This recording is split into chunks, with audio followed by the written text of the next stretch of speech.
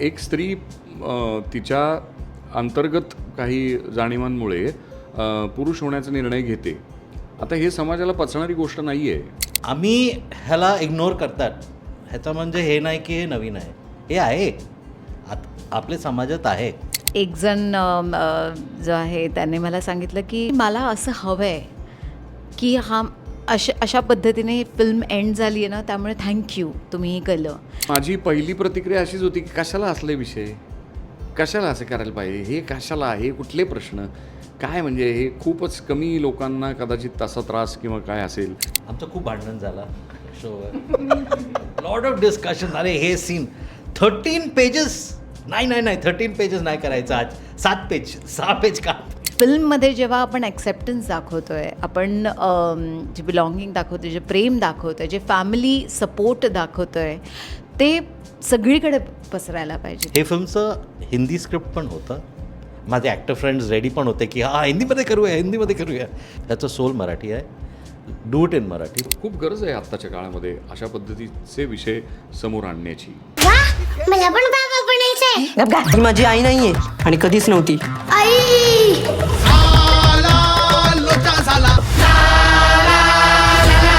नमस्कार मित्रांनो, मी तुमचा दोस्त आणि फिल्मी होस्ट सागर तुमचं स्वागत करतो लोकमत फिल्मीवर. आज आपल्या आगामी मराठी सिनेमा त्याची संपूर्ण टीम ह्या ठिकाणी आलेली आहे. त्या सिनेमाचं नाव आहे बाप्या.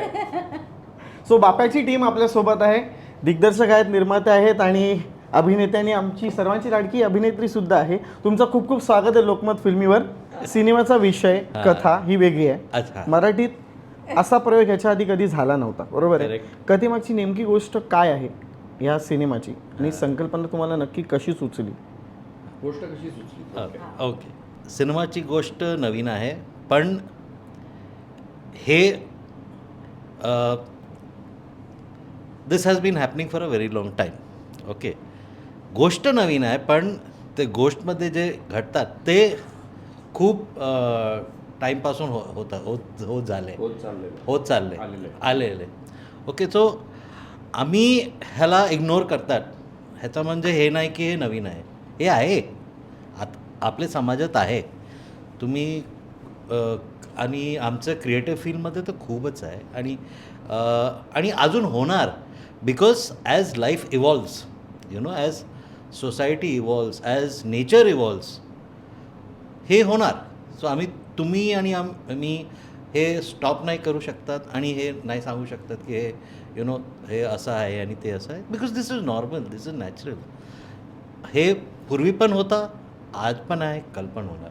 तो गोष्ट नवीन आहे, पण हे गोष्ट तर आज जो आहे, this is not new. So that is that. And मराठीमध्ये मी हे गोष्ट केला बिकॉज मला अपील केला आणि मला हे I like to do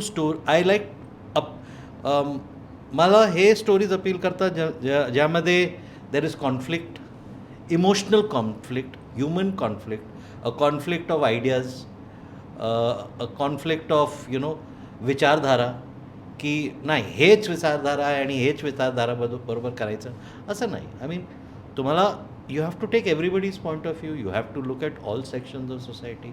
You have to look at all kinds of stories. आम्ही फिल्म्समध्ये असंच नाही की ओनली फॅमिली ड्रामाज करायचं, ओनली हॉरर करायचं. ओनली फॅमिली ड्रामाजमध्ये पण वेगळ्या प्रकारचे फॅमिली ड्रामा असतात. माझा सेंट्रल कॅरेक्टर जो आहे त्याची पण फॅमिली आहे. तर त्याची फॅमिलीमध्ये काय घडतात, what is happening to that central character's family, because they are not people who are nameless faceless people ना, की ते फक्त त्यांचं कोण नाही असं नाही. त्यांचे पण लोक आहेत, स्वतःचे लोक आहेत, त्यांचं पण आई आहे, त्यांचं पण बाबा आहे, त्यांचं पण. So they have families. Everybody has families. We are all creations of the same God, जे फिल्ममध्ये पण आहे.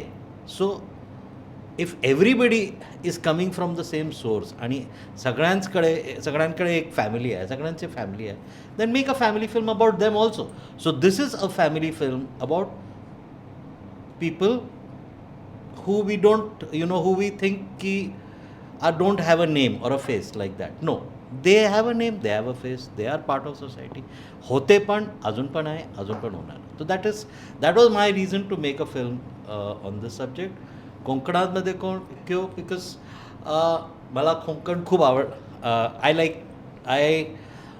आम्ही गोवाला मुक्तल माझी वाईफ कारवारची आहे आणि आम्ही खूप कारवारला जायचं, गोवाला जायचं. आम्ही 3-4 times a year we used to drive down. every time वैतागली की परत कशाला गोवाला जातो, परत कशाला इथे down, let's go somewhere else. I love the sea, I love the whole निसर्ग दॅट साईड.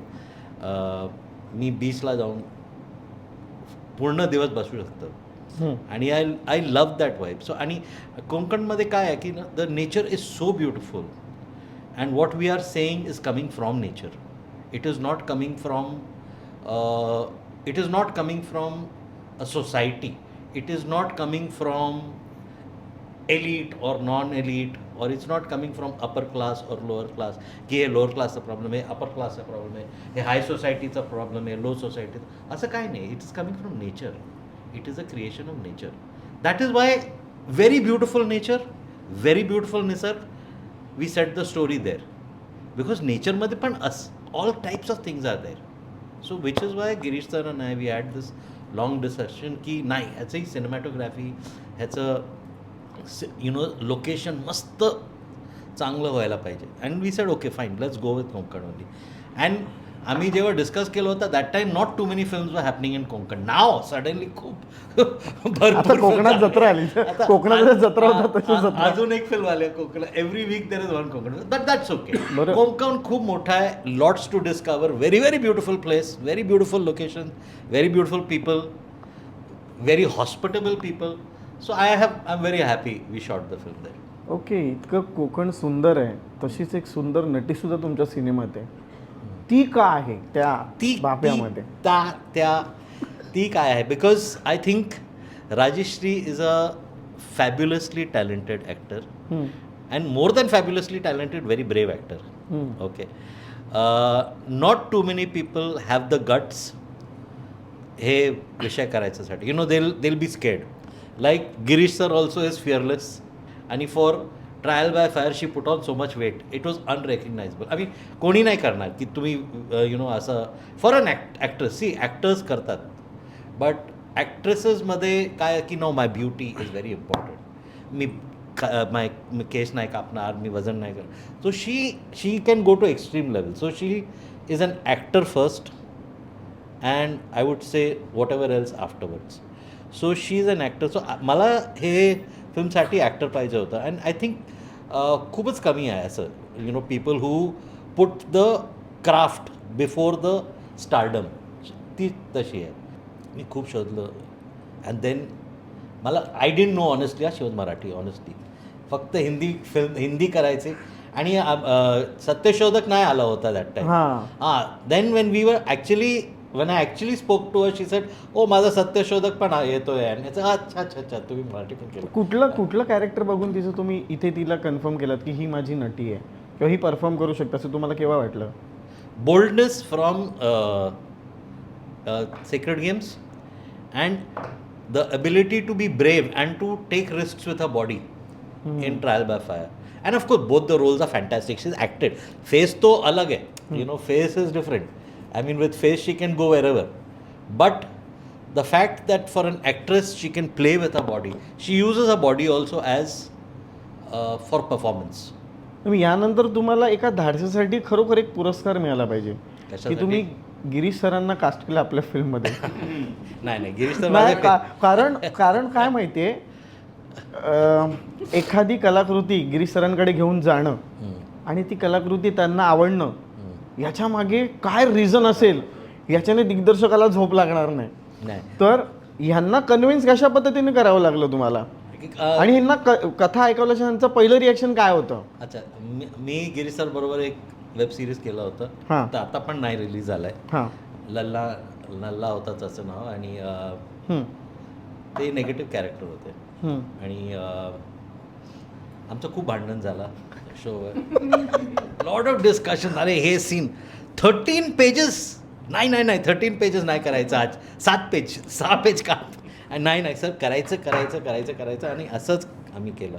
पण it was good, it was very good and it was a great experience आणि मी खूप शिकलो. So for me Girish sir was somebody जो ते तुम्हाला push करतात, you know, as a director he will push you, he will ask question Y कशा, why do you need दिस, असं करू का आणि मला खूप कंटाळायचं. सर हे मुद्दाम करता तुम्ही का कॅरेक्टरसाठी करता? हा त्यांचं विचार विचारणार हा विचारणार ना सर. नुसतं बोलून चहा वगैरे नाही सो गिरीश सर तुम्हाला खूप पुश करतात as a director. I have been making ad since 98. पण आता मी आत्ताच सुरू केलं आहे कंटेंट बनवायच्या. So I want to learn and I am hungry to learn and I will learn from the best people. And of course, that doesn't mean I will work with you all the time. But the thing is, and Rajesh. So but the thing is, not best. नहीं रे बाबा, नहीं ऐसा नहीं रे. उसका मतलब वो No, Marathi best- में बोलने को आप उनको बोल रहे हो उससे गलत मीनिंग निकल रहा है. हा, ना, मराठी भाषा आपली वळवावी तशी वळते ना. तर तुम्ही ते फिरवू शकता सर. सर आपले जोक समाज. हो बरोबर आहे. हां. नाही, तो the idea is to work with the best people always in life so that you learn from them as a director. आणि गिरीश सर बरोबर माझं तेच होतं की you know he is so good, he is so talented and a fabulous writer. And मी मराठीमध्ये काम करतो आहे. Okay, so it's like somebody to guide you की असं तू नको कर, हे काट नाही, ह्याचं गरज नाही. पण असं नाही की मी सगळं ऐकलं तो. हां, तर बिकॉज सगळं काय होतं की हे गाणं कापून टाकायचं. नाही सर, मी नाही कापणार. खूप भांडणं झालं तिकडे. पण तर ह्याच्यामध्ये पण खूप झालं. I mean till some time back we were still ही डिस्कसिंग. सर तुमच्या सिनेमाची गोष्ट आहे. त्यांनी जेव्हा सिनेमा केला होता ना तेव्हा ते रेकॉर्डिंगला पण जाऊन बसायचे. अजय अतुलनं सुद्धा पिडले त्यांनी. But that is good. That is good because that is finally for the betterment of the cinema. See, कोणी असं स्वतःचे इगोसाठी नाही करतात हे. Everybody who is talented, who is creative has a point of view on their product. It is his product, it is her product, it is her product, it is my product. We all want the best. Correct. ते मला काय सांगणार असं तो it is like that. एक तुम्हाला प्रश्न विचारतो की एक आपण नॉन महाराष्ट्र नसून तुम्हाला मराठी सिनेमा करून डेब्यू करावासा का वाटला? का माझा मराठी- डेब्यू नाही आहे. मराठीवर प्रेम का बायको मराठी आहे, बायकोवर जास्त प्रेम? हे फर्स्ट क्वेश्चन. माझा डेब्यू नाही आहे. माझा डेब्यू एक होता हिंदी सिनेमा, हिंदी फिल्म. नाही मराठीसाठी. हां, debut मराठीसाठी हे माझा डेब्यू आहे. करेक्ट. मराठीवर खूप प्रेम आहे. बायकोवर खूप हां, करेक्ट. सी मी 91मध्ये महाराष्ट्राला आलो होतो. त्याच्यापूर्वी मी चेन्नईला होता. मी तिकडे तमिळ पण शिकलं आणि सर्व मला विचारायचं तमिळ तरिया दे आणि मी सांगायचं कुंजम लाईक लिटल Little. हां, माझा जन्म आसनसोलमध्ये होता, वेस्ट बेंगॉलमध्ये. मला अजून बेंगॉली मी काय समजू शकते. सो आम्ही बांगला कोथा बुझते पारी. नाव when I came to Maharashtra 91मध्ये, then all Marathi friends, my best friends वगैरे, everybody Marathi, beautiful wife Marathi. So for me to do it in Marathi was the reason की हे फिल्मचं सोल मराठी आहे. हे फिल्मचं हिंदी स्क्रिप्ट पण होतं आणि मला खूप माझे डिरेक्टर फ्रेंड्स आहे आणि ॲक्टर फ्रेंड्स आहे. माझे ॲक्टर फ्रेंड्स रेडी पण होते की हां हिंदीमध्ये करूया. पण माझे जे डिरेक्टर फ्रेंड्स होते ते सगळ्यांनी सांगितलं की तू मराठीमध्ये कर, ह्याचं सोल मराठी आहे, डू इट इन मराठी. तो या so that's why Marathi. So sweet. माझा पुढचा प्रश्न आहे आमच्या लाडक्या अभिनेत्री. चेहरा बघायचा. तर येणार तुमच्याकडे. माझ्याकडे नाही आला तरी चालेल, मला आवडेल. नाही तुमच्या सारखं तिला लाडकं म्हणतोय, मग मला काय म्हणणं. तुम्ही जिवलग आहात. अच्छा, जीवलं. जिवलग आणि लाडकी. विशेषणाबद्दल मी जरा माझ्या मनात कुतूहल तयार झालं, बाकी काही नाही. बाकी बोलू दे. मला उलट मी काम करून झालेलं आहे त्यामुळे आता मला बोलायचं काही नाही सर असं का म्हणता तुम्ही? तुमच्यावर तर बाकी खूप गप्पा प्रेम मारू. आहे सर. आहे ना मग खूप प्रेम आहे. नाही तसं माझी शंका नाही आहे मला. हा. मला विशेषणाबद्दल की आता हे विशेषण कुठलं तू निवडलं एवढंच फक्त चालू आहे. सो राजश्रीसाठी प्रश्न आहे की तुझी मध्यवर्ती भूमिका आहे या सिनेमामध्ये आणि तीही सर्वात आव्हानात्मक आहे. ओके, हा विषय तुझ्याकडे पहिल्यांदा जेव्हा आला तेव्हा तुझी काय प्रतिक्रिया होती आणि तू लगेच होकार दिलास का टाईम घेतलास? नाही, टाईम घेतला मी.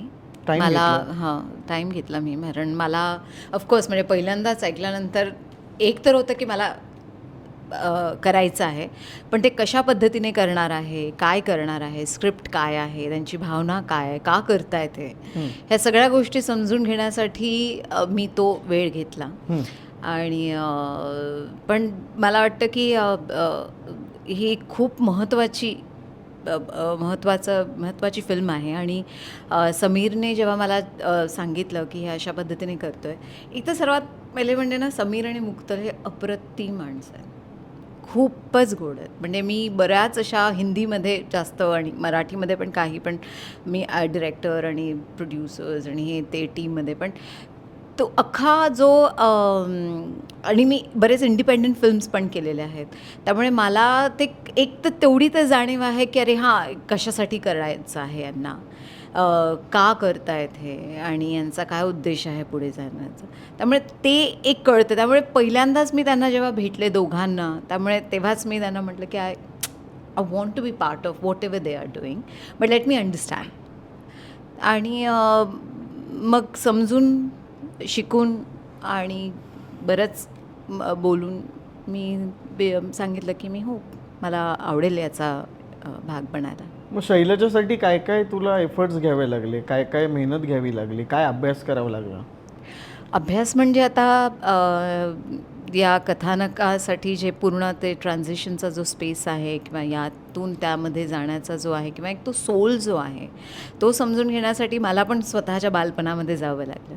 आणि मला पण बऱ्याच अशा बालपणामध्ये जावं लागलं की कुठून कशा पद्धतीने एक जर्नी सुरू होते आणि काय काय गोष्टी एका लहान मुलीच्या मनामध्ये चालतात जेव्हा तिला ह्या पद्धतीने ती विचार करते आहे स्वतःला की नाही, मला असं जाणवत, मला नाही वाटत की मला हे सगळ्या गोष्टी आवडत आहेत जे एका मुलीला करायला हवं आहे. त्यामुळे ती जी जर्नी आहे त्या सगळ्या जर्नीमधून मलासुद्धा मी ॲज अ ॲक्टर मी विचार केला.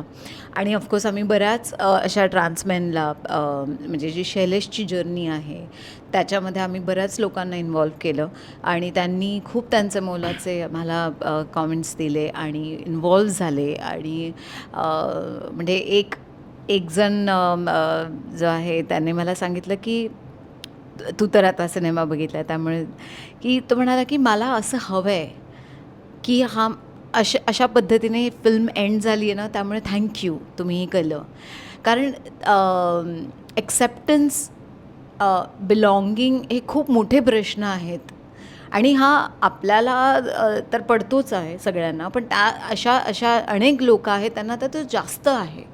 त्यामुळे आणि त्यांना खूप झुंज द्यावी लागते त्याच्यासाठी. त्यामुळे फिल्ममध्ये जेव्हा आपण ॲक्सेप्टन्स दाखवतो आहे, आपण जे बिलॉंगिंग दाखवतो, जे प्रेम दाखवतो आहे, जे फॅमिली सपोर्ट दाखवतो आहे, ते सगळीकडे पसरायला पाहिजे. त्यामुळे हा सिनेमा खूप महत्त्वाचा आहे, कारण हा तुम्हाला प्रेम करायला शिकवतो की तुम्ही कुठल्याही लेवलमध्ये आहात, काहीही तुमच्याबरोबर चाललं आहे, तुम्ही आहात त्या फॅमिलीचा हिस्सा आणि तुम्ही एकमेकांना त्या माणुसकीने बघा आणि प्रेम करा. कोकणात शूटिंग करताना एखादा किस्सा आठवतो?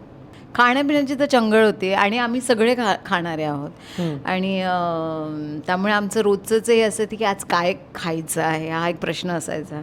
आणि आम्ही खरं सांगू, एकतर आमच्याकडे गिरीश असला की आम्ही कोणीही कुठे म्हणजे वॅनिटीमध्ये मी कधीच जायचे नाही. आम्ही सगळे बसून गप्पा मारायचो.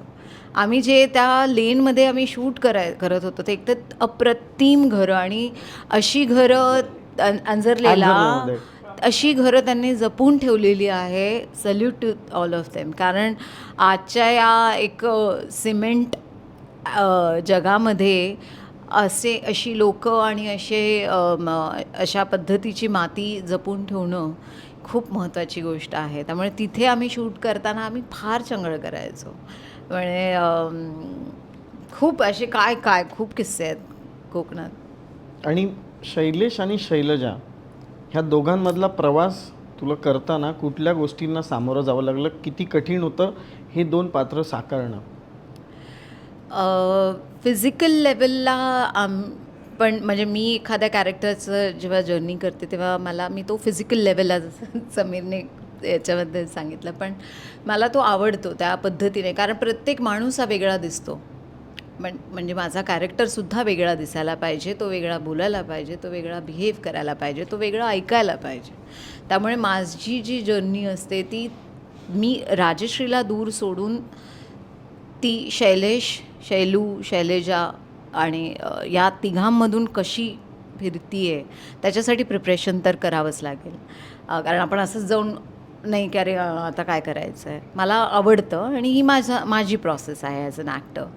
त्यामुळे तुम्ही फिजिकली मी त्याला तर आम्ही बरंच म्हणजे वी हायर्ड अ ट्रेनर आणि आम्ही त्याला प्रिपेअर केलं की हा शैलेश कसा असेल, काय पद्धतीने चालत असेल, तो कशा पद्धतीने त्याची बॉडी लँग्वेज असेल, मॅनरिझम काय आहे, शैलेजाचं कसं असेल, मग तो शैलेशमध्ये जो ट्रान्झिशन, कारण जेव्हा एखादं ट्रान्झिशनच्या पिरियडमध्ये हॉर्मोनल चेंजेस होतात, त्यामुळे ते काय चेंजेस आहेत. म्हणजे आता सध्या मी ॲज अ कॅन्सर पेशंट मी गोळी घेते, that is also for the estrogen level कमी करण्यासाठी.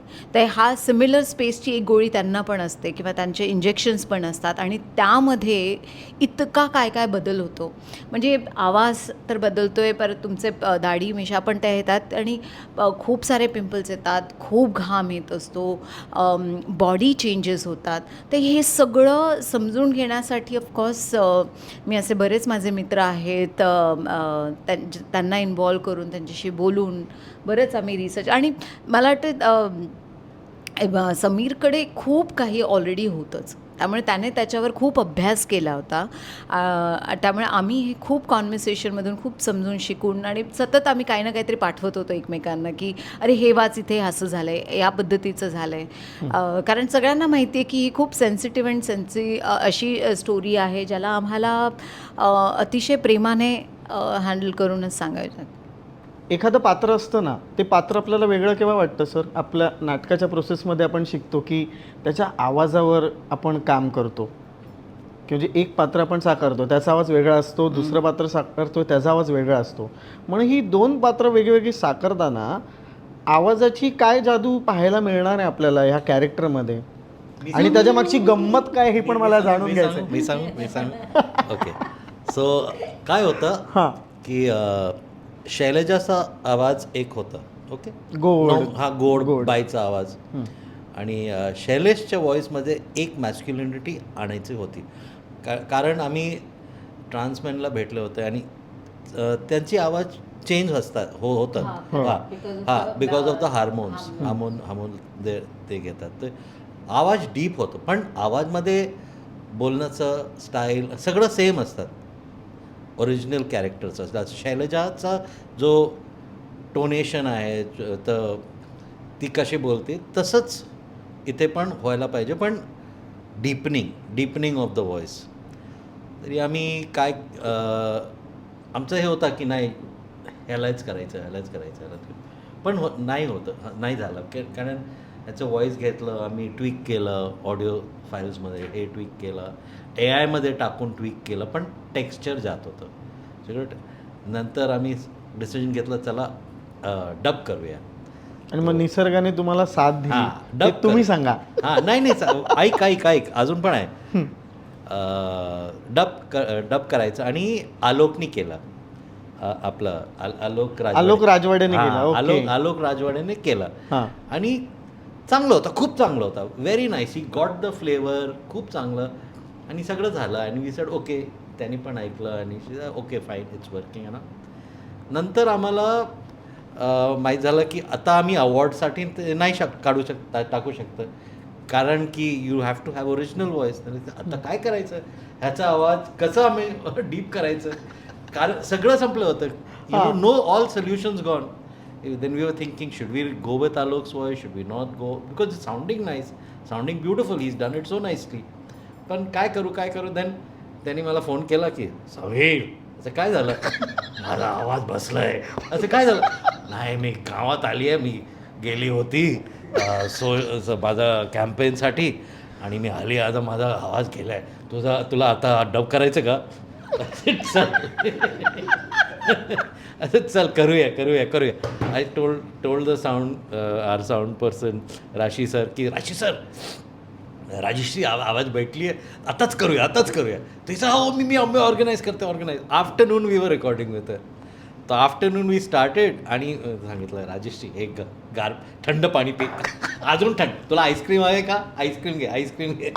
तो वी गिविंग अर आईस्क्रीम येतो ताकी आवाज आता बस कर, माझा आवाज आला. तर असंच झालं त्याचं डबे. गिरीश सर, विषय म्हणायला गेला तर फार गंभीर आहे, पण त्याच्यामध्ये एक मस्त ह्युमर तुम्ही पेरलाय जो आपल्याला ट्रेलरमध्ये दिसतो. राजेश्रीने तुम्हाला उत्तम साथ दिली आहे का या सिनेमामध्ये, आणि तुमच्या भूमिकेबद्दल जर आम्हाला जाणून घ्यायला आवडेल. राजश्रीनी साथ देण्याचा प्रश्न होता, मी राजश्रीला साथ दिली का असा प्रश्न होता.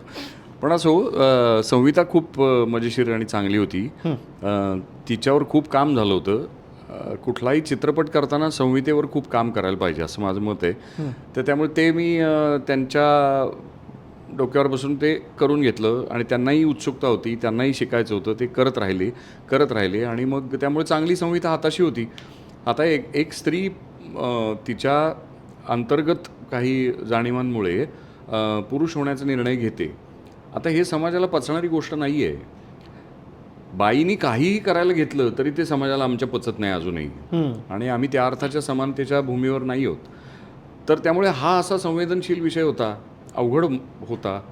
त्या समजुतीची अभिनेत्री तिथे असावी अशी आमची दोघांची इच्छा होती. आणि मग राजेश्रीचं नाव आमच्या एकमताने पक्क झालं आणि मग तिनं तो विडा उचलला, तिनं त्या प्रवासाला सुरुवात केली. तर त्यामुळे आता ती जर हा विडा उचलते, धाडसी काहीतरी काम करते, मग तिच्याबरोबरीने आपणही त्या पद्धतीने कॉम्प्लिमेंटरी किंवा तिला मदतनीस व्हावं असा विचार होता. कारण हे पात्र, पहिली तर गोष्ट अशी होती की अभिनेता म्हणून एक दुय्यम काय म्हणूया सेकंड फिडल ज्याला म्हणतात, तसे थोडं दुय्यम पात्र स्वीकारणं हेच पहिले इगोला धक्का लावणार असतं ना, तुमचा अहंकार ठेचकाळतो. तर तिथून माणूसपणाची सुरुवात खरं तर या माझ्या दृष्टीने प्रवासाला सुरुवात झाली. मी जो काय अगोदर गिरीश कुलकर्णी होतो तो जरा बेहतर कदाचित झालो असेल थँक्स टू द स्क्रिप्ट आणि हा विषय. कारण माझी पहिली प्रतिक्रिया अशीच होती की कशाला असले विषय, कशाला असं करायला पाहिजे, हे कशाला, हे कुठले प्रश्न, काय म्हणजे हे खूपच कमी लोकांना कदाचित तसा त्रास किंवा काय असेल आणि असला तर असू दे वगैरे, हे माझ्या मनात आलेले तुमचं होतं मत सुरुवातीच्या अगदी. म्हणजे स्क्रिप्ट आल्यानंतर तुम्हाला काय वाटतं आपल्याला हिरो करून असलेली गोष्ट असावी, तर ते नव्हतं ना. ते एक स्त्री मुख्य भूमिकेमध्ये होती. तर मी अगदी अंतरंगातलं सांगतोय तुला, म्हणजे जास्तीत जास्त प्रामाणिक उत्तर देण्याचा प्रयत्न करतोय. द्या द्या द्या द्या द्या चालेल सर. तेजी खायला आलं का? हां, डोळे गेले तिकडे. काहीतरी असं तळकट वगैरे द्या रे. हे फळं बिळं म्हणजे खूपच सात्विक होतं फार. असो. तर तो जो माणूस आहे तो आपल्या समाजाचं प्रतिनिधित्व करतो. आपला समाज काहीही नवीन त्याच्यासमोर आलं असता पहिल्यांदा नकाराची एक नकार घंटा वाजवतो. त्याची प्रतिक्रिया नकारात्मक असते की हे नको, आम्हाला नको. मग अगदी स्त्रीचं शिक्षण जेव्हा सुरू झालं तेव्हापासूनचं ही गोष्ट आहे. त्यामुळे समाजाच्या ज्या प्रस्थापित धारणा असतात, समजुती असतात, त्याला धक्का देणारा हा विषय होता. तर हा कशाला करायचा अशा अर्थाने पण एक प्रश्न होते. पण ज्या जबाबदारीनी, ज्या अभ्यासपूर्वक काय म्हणूया प्रयत्नांनी ते करू पाहत होते, ते फार देखणं होतं आणि मनाला भावणारं होतं की मी हाच चित्रपट करणार आणि असाच करणार वगैरे वगैरे. तर आणि त्याच्यामधला कुठलाही व्यावसायिक भाग डोक्यात न घेता एखाद्या फक्त विषयाचा कलात्मक ध्यास घेणं आणि हे मला मांडायचं आहे असं म्हणणं प्रामाणिकपणे, ही खूप अवघड गोष्ट आहे आजच्या काळामध्ये आणि ती ते करत होते. मग त्याच्या अशा माणसांबरोबर चालायला तुम्हाला मजा येते ना, आणि तुम्ही खरंच काहीतरी शिकता. म्हणजे अपार्ट फ्रॉम तुम्हाला पैसा, प्रसिद्धी या गोष्टींच्या पलीकडे काहीतरी जगणं आहे, तर त्याचा पण भाग कुठेतरी काय म्हणूया त्याच्या बाबतीतही थोडं काम होतं. तर असा सगळा भाव होता. मी अगोदर त्यांच्याबरोबर वेबसिरीज केलीच होती, त्यांनी सांगितलं. त्यामुळे माणूस मला अंतर्बाह्य माहिती होता. त्याच्यावरती काहीतरी प्रेम जडलं होतं की हा माणूस खूप चांगला आहे. आणि असं मैत्र झाल्यावरती मग तुम्ही प्रवास एकत्र करता. मग तो जो अन्या आहे तो सुरुवातीला नकाराच्या भूमिकेत आहे आणि तो चित्रपटाच्या अंतापर्यंत स्वीकृतीला येतो. हा जो काही प्रवास आहे हा गिरीश कुलकर्णीसाठी पण महत्त्वाचा होता. माझ्यासाठी पण कक्षा विस्तारणारा, माझी स्वीकारशीलता वाढवणारा असा होता. माणूस मला समृद्ध माणूस करणारा, म्हणजे निदान त्या दिशेला नेणारा, ढकलणारा असा विषय होता. त्यामुळे मला मजा वाटली. माझ्यासाठी ते आव्हान आहे असं वाटलं आणि म्हणून मी त्याच्यामध्ये मग सुधारणा करत आणि हे करत आम्ही हा प्रवास केला. तुम्हाला जेव्हा त्यांनी स्क्रिप्ट ऐकवली आणि त्यात तुम्हाला असं कळलं की मी जिच्यावर प्रेम करतोय ती पुरुष आहे, ह्यावर मग काय रिॲक्शन होतं तुमचं आणि मग तुम्ही हो म्हणण्याचं मुख्य कारण काय होतं? नाही, हा प्रश्नच होता मुळात की ती पुरुष का होते आहे. हं. म्हणजे ह्या प्रश्नापासून आम्ही सगळे धांडोळे घेतले, तिच्या चहूबाजूनी ते पाहिलं की आणि मग म्हणजे काय होतं, अनेकदा तुम्हाला प्रश्न जो काय आहे त्याच्याबद्दलची पुरेशी माहितीच नसते आणि त्यामुळे तुम्ही एक भूमिका घेऊन पूर्वग्रहांनी त्याच्यावर काहीतरी हल्ले करत राहता, नाकारत राहता ते. तर तसं काहीचं होतं. ते सगळे पूर्वग्रह आमचे जे काही होते ते तोडून काढले की हे नैसर्गिकच नसतं. हे जे समाज बोलतो ना सगळं की हे काहीतरी फॅडच आहे, वेस्टर्नच फॅड आहे, म्हणजे अज्ञानातनं आलेले हे सगळे ह्या धारणा, त्याचा सगळ्याच धांडोळा घेतला आणि मग म्हटलं की त्याला जेव्हा आम्ही पुरावे शोधू शकलो, पाहू शकलो, प्रत्यक्ष जगण्यातनं आम्हाला काही माणसं, जसं ते म्हणाले की त्यांच्या अभ्यासामध्ये त्यांना ती माणसं भेटली, त्यांच्याशी बोलणं केलं, असं सगळं सत्य समोर आलं की मग डोळे उघडतात ना. आणि मग त्याप्रमाणे ॲप्रोच केला आणि आम्ही असं म्हटलं की समाजाचं प्रतिनिधित्व करणारे एक कॅरेक्टर त्याच्यात पाहिजे जे की अन्य आहे. आणि मग त्या अन्याचे डोळे उघडले तर पाहणाऱ्या प्रेक्षकांना पण चित्रपटाच्या अंती खूप भरून येईल, बरं वाटेल. आणि आम्ही कोणीही आमच्यापेक्षा वेगळा माणूस आहे, प्राणी आहे, वृत्ती आहे, गोष्ट आहे, असं कुठल्याही वेगळेपणाला पटकन स्वीकारत नाही. खूप बांध घालतो कारण आम्हाला असुरक्षित वाटायला लागतं की असं वाटतं आमच्यावर हल्ला होतो आहे की काय. पण नव्या विचाराला, नव्या गोष्टीला, नव्या चवीला, नव्या रंगाला, सगळ्याला सामोरं जायला हवं माणसाने, माणूस म्हणून. तर त्यातच खरं जगणं आहे आणि निसर्ग तुम्हाला हर घडी ते शिकवत असतो. म्हणून तू कोकणाचा विषय केलास तर तिथं वैपुल्य आहे निसर्गाचं, विविध रंगाने उधळण आहे, काय काय प्रयोग करून दाखवतो निसर्ग तुम्हाला. एक तिथे सुंदर दिसणारं फूल आहे, तिथे काट्याचं झाड आहे, सगळं आहे. तर ह्या सगळ्याला निसर्ग जर कवेत घेऊ शकतो तर माणूस निसर्गाचंच अपत्य आहे तर त्यांनी का नाही घेऊ, ती विशालता आमच्यात का नाही येणार. आणि मग असा जर विचार त्या चित्रपटाचा, संहितेचा आहे तर तुम्ही त्याचा भाग होणारच. मग ती चित्रपट संहिता अजून अजून चांगली व्हावी, अजून तो प्रयत्न खूप कसदार व्हावा, यासाठी भांडाभांडी.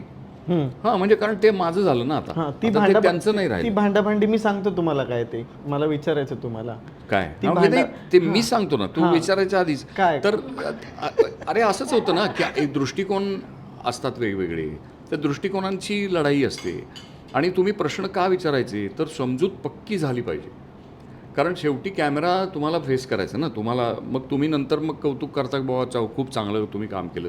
अरे पण पहिल्यांदा काहीच दिसत नसतं, अंधार असतो आणि चाचपडत असतो तो नट आणि त्याला सुधरत नसतं, खूप असुरक्षितता जाणवत असते. हाच देह, पण तो आता आण्या म्हणून तिथे साकारायचा हां, म्हणजे ते परकाया प्रवेश एका परीनं करायचा आहे. तर कसा करायचा, त्याच्या विचार चक्रामध्ये जायचं, त्याच्या श्वासाच्या लयीमध्ये जायचं, तर ही अवघड गोष्ट होती. त्याचं तू मगाशी आवाजावरनं म्हणलास, त्याच्या स्वरामध्ये जायचं, तर ही अवघड गोष्ट असते, स्वतःचा लोप करून तिकडे जाणं. आणि ते सुद्धा जेव्हा अशा विचाराचा माणूस, तो खूप म्हणजे त्याचा सुरुवातीचा भाग जो आहे तो गिरीश कुलकर्णीशी मिळता जुळता आहे. नकार, तिरस्कार, हे मला नाही, मला नको वगैरे, माझी ही आवड नाही वगैरे. पण नंतरचा जो अन्याय बदलत जातो, जेव्हा त्याच्यासमोर सत्य उलगडत जातं तेव्हा त्याला त्या बाईमधला, त्या पुरुषामधला माणूस दिसायला लागतो आणि तो म्हणतो या माणसाची तर माझी मैत्री आहे. मग बाह्यातकारी तू काय हिरवा झब्बा घाल, पिवळा घाल, केशरी घाल, कसाही घाल, केस वाढव, कमी कर, काही फरक नाही पडत.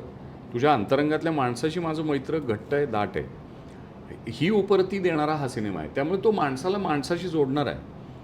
मग अशा सिनेमाचा भाग व्हायला तुम्हाला नेहमीच बरं वाटतं ना. आणि खूप गरज आहे आत्ताच्या काळामध्ये अशा पद्धतीचे विषय समोर आणण्याची, वेगळं नायकत्व प्रस्थापित करण्याची गरज आहे की आम्ही पुरुषाला, याचं नाव आहे बाप्या, पण आम्ही बाप्याची नवीन व्याख्याच करू पाहतो. हा बाप्या फक्त मस्क्युलॅनिटी किंवा काय ते म्हणतात त्याला अशा अर्थाचं नाही आहे. मार, काठ, हिंसा, बापे पण त्यात नाही आहे. बापे पण क्षमाशील होण्यामध्ये आहे, बापे पण स्वीकृतीमध्ये आहे.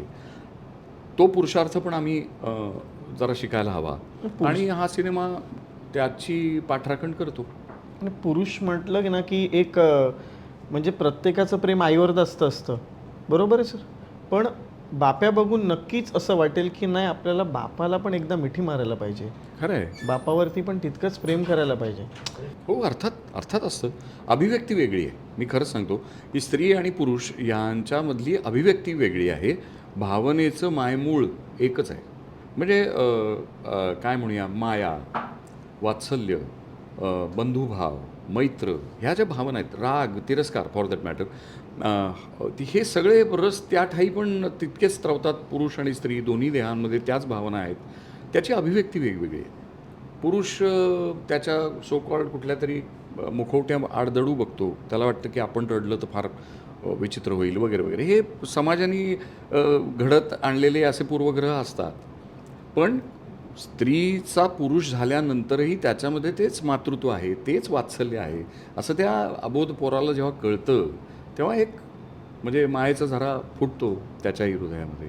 मग इथे स्त्री पुरुष उरत नाही काही. हा भेद सगळा गळून जातो आणि फक्त माणूस पण उरतं, प्रेम उरतं. तर अशी ही गोष्ट आहे. हा बात आहे.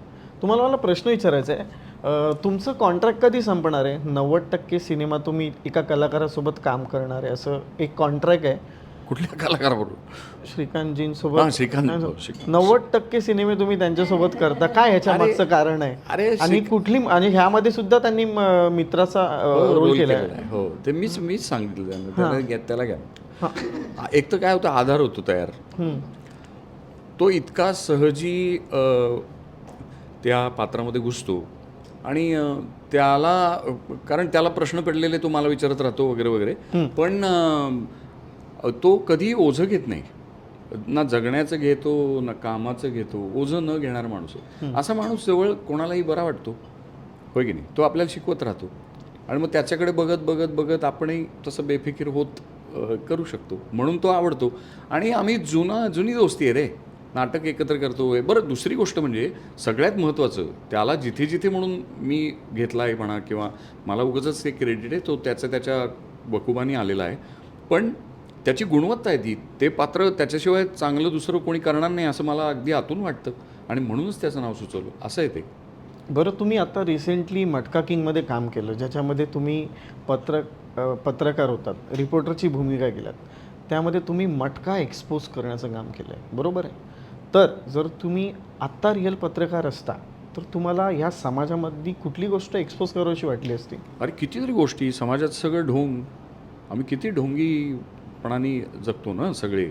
आमच्यातली बऱ्याच गोष्टी आताच्या काळात तर तंत्रज्ञानाने आम्हाला इतकं भारीत करून टाकलेलं आहे की आम्ही काही खरं बघत नाही, खोटं बघत नाही, योग्य बघत नाही, अयोग्य बघत नाही आणि एक बाजू घेऊन जातो, एक कळप तयार करतो. तर अशी कित्येक ढोंग आहेत.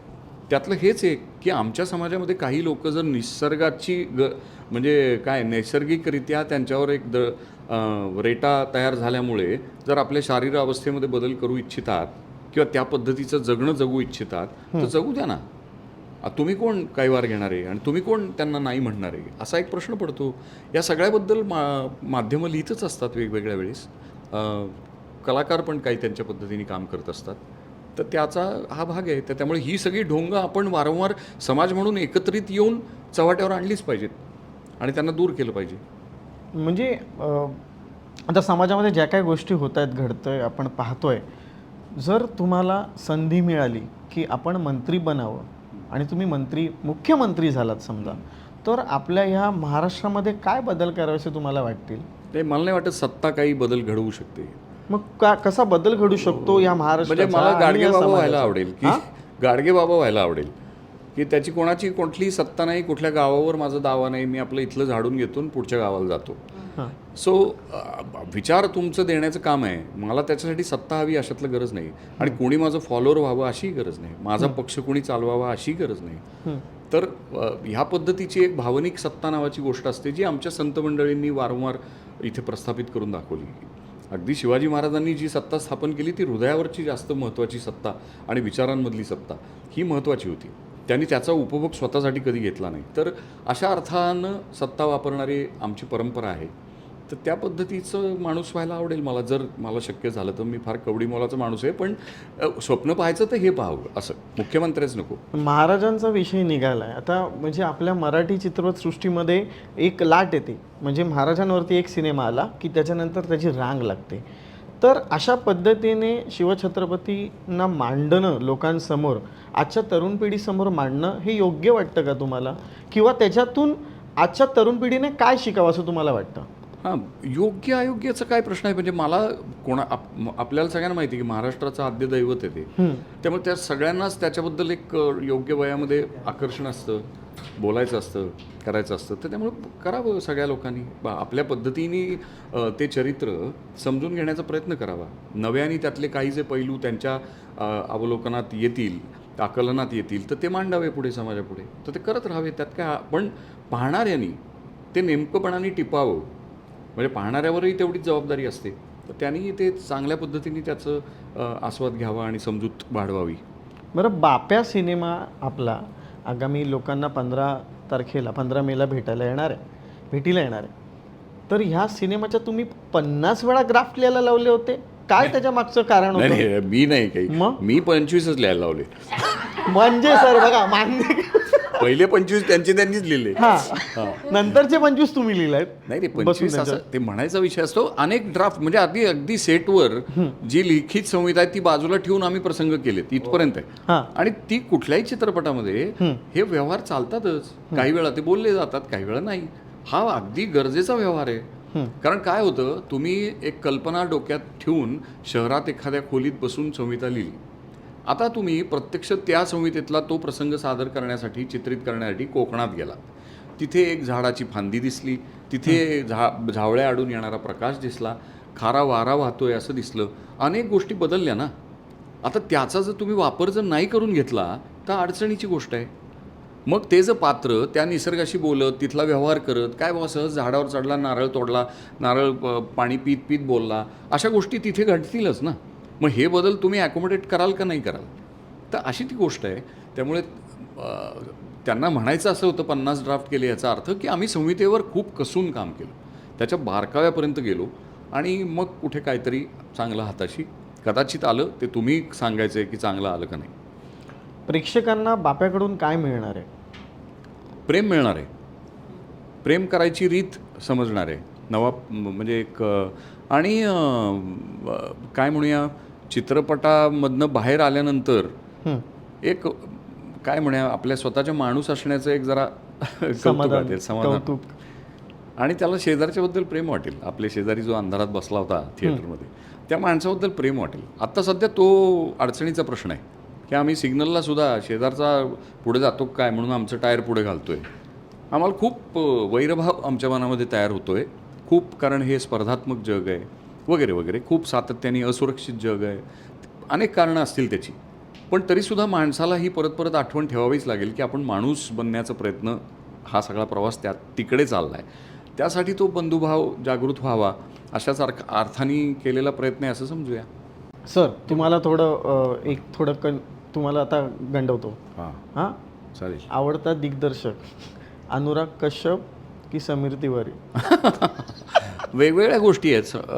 दिग्दर्शक म्हणून दोघंही आपापली एक, म्हणजे असं येते की आता तू सफरचंद खायचं तुला का जांभूळ खायचं, तर जांभळाच्या सीझनमध्ये जांभूळ खायचं, सफरचंद शहरात असताना सफरचंद खायचं. जांभूळ कोण आणि सफरचंद कोण? तसं नाही, असं नाही करता.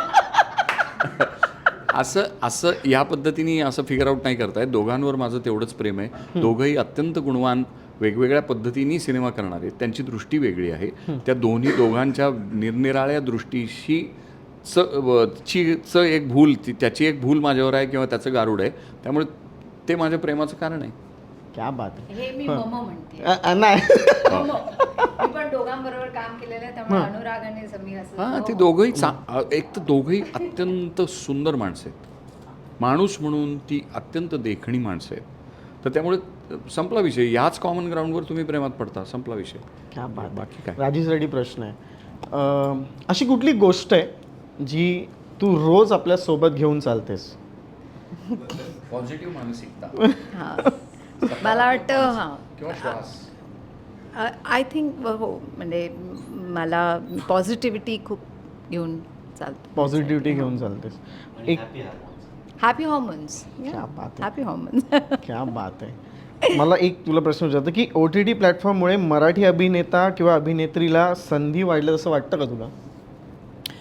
मराठीच नाही प्रत्येक सगळीकडेच सगळ्यांना संधी वाढली आहे. कारण सिनेमाचा जेव्हा स्पेस होता फक्त तेवढाच होता आणि त्याच्यामध्ये बरेच लिमिटेशन्स होते आणि स्पेशली मुलींसाठी तर खूपच कमी होते. कारण तुम्ही त्या पद्धतीचं दिसायला पाहिजे, तुम्ही त्या पद्धतीचं हे करायला पाहिजे. त्यामुळे तेवढं लिहिलं नाही जायचं त्यावेळेस. आजही एवढं लिहिलं जात नाही आहे, कमीच आहे, पण ॲटलिस्ट आहे. त्यामुळे OTT म्हणा म्हणजे ऑनलाईन स्ट्रीमिंग प्लॅटफॉर्म म्हणा किंवा इंडिपेंडंट सिनेमा म्हणा ज्यांना आता थोडंसं जास्त पुश मिळतो आहे. तर फेस्टिवल्समुळे बऱ्याच आम्हाला एक चांगला स्पेस मिळाला आहे कामासाठी आणि लोक ब्रेव्ह होत चालले आहेत. कारण असं मला वाटतं की त्यांना जर फक्त पैसेच कमवायचे असते आणि किंवा खूप काही करायचं असतं तर त्यांनी कमर्शियल तशा टाईपची फिल्म लिहिली पण असते की अरे काय ह्याच्यामध्ये कुठे पडणार. पण he thought about it. So he is equally brave की हे त्यांनी आणि मुक्तलसारखे प्रोड्युसर आहे याच्यामध्ये तर she is also like I think she is more brave. कारण पैसे त्याच्यामध्ये टाकले अशा सब्जेक्टमध्ये ज्याच्यामध्ये it's not a conventional story. We are not very like like 5 million 10 million followers actors. आम्ही इंडिपेंडंट सिनेमामधून म्हणजे याने ऑफकोर्स बरंच काम केलं. इज व्हेरी सिनियर टू मी. पण माझ्यासाठी असं आहे की मी खूप कमी काम करते आणि असंही नाही आहे की खूप असे मिलियन फॉलोअर्स आहेत वगैरे. आणि माझ्या मागच्या कामामधून तर कोणी मला ओळखतही नाही. प्रत्येक कामामध्ये मला कोणीच ओळखत नाही. म्हणजे मी सत्यशोधकच्या याच्यावर उभी आहे कोणालाच माहीत नाही मी ती सावित्रीबाई फुले होती किंवा ट्रायल बाय फायरमध्ये मी ती नीलम कृष्ण होते. ते मला जास्त आवडतं. पण हे सगळ्यामध्ये त्यांनी ही रिस्क घेणं त्याच्यासाठी हे दोघांचं खूप मोठं बळ आहे. सो आय थिंक असे प्रोड्युसर्स निर्माण व्हायला पाहिजे, आणखीन असे डिरेक्टर्स निर्माण व्हायला पाहिजे जे रिस्क घेतात आणि पुढे जातात. अदरवाईज काय मग ते तुझ्या मते एका वाक्यामध्ये बाप्याला विषयी सांगायचं झालं तर काय सांगशील? ॲक्सेप्टन्स आणि बिलॉंगिंग खूप महत्त्वाचं आहे. रिस्पेक्ट महत्त्वाचा आहे. हां म्हणजे जगा आणि जगू द्या मला वाटतं. क्या बात आहे. खूप मजा आली तुमच्यासोबत गप्पा मारून आणि तुम्हाला खूप खूप शुभेच्छा. त्यामुळे येणाऱ्या 15 मेला आपल्या जवळच्या चित्रपटगृहामध्ये जाऊन बाप्या हा सिनेमा पाहायला विसरू नका. एक तू चित्रपट पाहिला? मी पाहिलाय सिनेमा. मी सांगणारच आहे कारण मला इतका प्रचंड आवडलाय सिनेमा. म्हणजे मी दिग्दर्शकाच्या प्रेमात आहे, मी लेखकाच्या प्रेमात आहे, मी अभिनेत्याच्या खूपच प्रेमात आहे, अभिनेत्रीच्या तर खूपच प्रेमात आहे. हा तेच तुझं चालूच आहे सगळं. पण चित्रपट पाहायला लोकांना या असं तू सांगशील का नाही? म्हणजे नॉर्मली काय होतं की आमचा चित्रपट विकायला म्हणण्यापेक्षा तुमच्यापर्यंत घेऊन जायला आम्ही आपलं म्हणतच राहू, आमची टिमकी वाजू की ओ खूप चांगला आहे, वेगळा आहे. तू पाहिलायस? येस. आणि आम्ही काही लोकांना तो चित्रपट दाखवला, बऱ्याच लोकांना दाखवला. म्हणजे बऱ्याच मोठ्या सेलिब्रिटीज लोकांनी सुद्धा पाहिलाय. ते हळूहळू येतीलच. आमच्या दृष्टीने प्रत्येकच प्रेक्षक सेलिब्रिटी आहे. तशा अर्थानं आम्ही तो सिनेमा दाखवला बऱ्याच लोकांना आणि त्यांच्या प्रतिक्रिया घेतल्यात. त्या प्रतिक्रियांच्या बळावरच आम्ही अगदी धाडसानं छातीठोकपणे म्हणतोय की तुम्ही जरूर चित्रपटगृहात सर्व परिवारासकट तो चित्रपट पहा. तुम्हाला काय म्हणूया, तुमचा विरस होणार नाही तुम्हाला अगदी.